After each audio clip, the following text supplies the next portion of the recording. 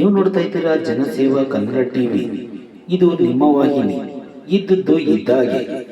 ಮಳವಳ್ಳಿ ಪಟ್ಟಣದ ಅನಂತರಾವ್ ಸರ್ಕಲ್ ಹತ್ತಿರ ಕಾಂಗ್ರೆಸ್ ಕಾರ್ಯಕರ್ತರು ಪಟಾಕಿ ಸಿಡಿಸಿ ಸಿಹಿ ಹಂಚಿ ಸಂಭ್ರಮಾಚರಣೆ ಮಾಡಿದರು.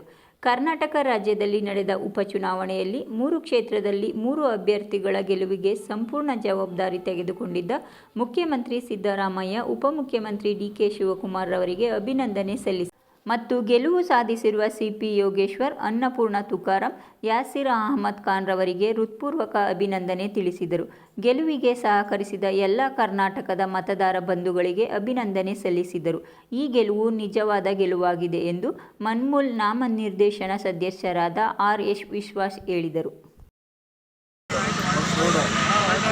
ಹಗರಣಗಳನ್ನು ರಾಜ್ಯ ಸರ್ಕಾರದ ಮೇಲೆ ಬಿಜೆಪಿಯವರು ಮಾಡಿದ್ರು. ಏನು ಈ 5 ಗ್ಯಾರಂಟಿಗಳನ್ನು ಸರ್ಕಾರ ತಪ್ಪಿಸ್ತಾನೆ ಎಲ್ಲರಿಗೂ ಕೊಡ್ತಾ ಬಂದಿದೆ. 5 ಗ್ಯಾರಂಟಿಗಳು 3 ಕ್ಷೇತ್ರದಲ್ಲಿ ಕಾಂಗ್ರೆಸ್ ಅಭ್ಯರ್ಥಿಗಳನ್ನು ಕೈ ಹಿಡಿದುದಕ್ಕೆ ಇದೇ ಸಾಕ್ಷಿ.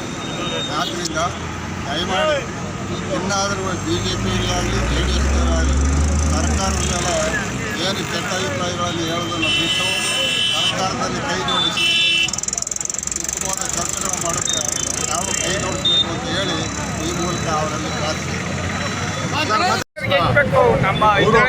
ನಮ್ಮ ರಾಜ್ಯದಲ್ಲಿ ಗೆಲುವನ್ನು ಸಾಧಿಸಿದ್ದಾರೆ. ಮೊದಲನೇದಾಗಿ ಅದಕ್ಕೆ ನಮ್ಮ ರಾಜ್ಯದ ಮುಖ್ಯಮಂತ್ರಿಗಳಿಗೆ ಮತ್ತು ಪಕ್ಷದ ಅಧ್ಯಕ್ಷರು, ಉಪಮುಖ್ಯಮಂತ್ರಿಗಳಿಗೆ ಮತ್ತು ಎಲ್ಲ ನಮ್ಮ ರಾಷ್ಟ್ರೀಯ ನಾಯಕರಿಗೆ ಮತ್ತು ಜಮೀರ್ ಅವರಿಗೆ ಎಲ್ರಿಗೂ ಮುಖಂಡರಿಗೂ ನಾವು ಅಭಿನಂದನೆಯನ್ನು ಸಲ್ಲಿಸ್ತಾ, ಪಕ್ಕದ ಚನ್ನಪಟ್ಟಣ ಕ್ಷೇತ್ರದಲ್ಲಿ ಏನು ಗೆಲುವಾಗಿದೆ ಅದರ ನಿಜವಾದ ನಮ್ಮ ಕಾಂಗ್ರೆಸ್ ನಮ್ಮ ಈ ಭಾಗದ ಗೆಲುವಾಗಿದೆ. ಆ ಗೆಲುವಿಗೆ ನಮ್ಮ ಸ್ಥಳೀಯ ನಾಯಕರಾದಂಥ ಮತ್ತು ಶಾಸಕರಾದಂಥ ನರೇಂದ್ರ ಸ್ವಾಮಿ ಸತತ 15 ದಿವಸಗಳಲ್ಲಿ ಹಗಲು ರಾತ್ರಿಯಿಂದಲೇ ಅಲ್ಲಿ ಚುನಾವಣೆ ಕಾರ್ಯತಂತ್ರಗಳಲ್ಲಿ ಭಾಗಿಯಾಗಿ ಈ ಯಶಸ್ಸಿಗೆ ಏನಾಗಿದೆ ಈ ಚುನಾವಣೆ ಗೆಲುವು ಅದರ ನರೇಂದ್ರ ಸ್ವಾಮಿಯವರು ಸುಮಾರು ಪಕ್ಕದ ಜಿಲ್ಲಾ ಪಂಚಾಯತ್ ಕ್ಷೇತ್ರಗಳಲ್ಲಿ JDS ಪ್ರಾಬಲ್ಯ ಇರುವಂಥ ಕ್ಷೇತ್ರಗಳ ಜವಾಬ್ದಾರಿಗಳನ್ನು ತಗೊಂಡು ಅಲ್ಲಿ ಲೀಡನ್ನು ಕೊಡಿಸಿದ್ದಾರೆ. ಆ ಲೀಡಿಗೆ ನಮ್ಮ ಶಾಸಕರಿಗೆ ಮೊದಲನೇದಾಗಿ ನಮ್ಮ ಮಳವಳ್ಳಿ ಕಡೆಯಿಂದ ಅಭಿನಂದನೆ ಸಲ್ಲಿಸ್ತಾ ಈ ಗೆಲುವು. ಸಬ್ಸ್ಕ್ರೈಬ್ ಬಟನ್ ಮೇಲೆ ಕ್ಲಿಕ್ ಮಾಡಿ ಹಾಗೂ ನಮ್ಮ ಹೊಸ ವಿಡಿಯೋ ನೋಟಿಫಿಕೇಷನ್ಗೋಸ್ಕರ ಪಕ್ಕದಲ್ಲಿ ಕಾಣುವ ಬೆಲ್ ಬಟನ್ ಮೇಲೆ ಕ್ಲಿಕ್ ಮಾಡಿ ಹಾಗೂ ಲೈಕ್ ಮಾಡಿ, ಶೇರ್ ಮಾಡಿ, ಕಮೆಂಟ್ ಮಾಡಿ.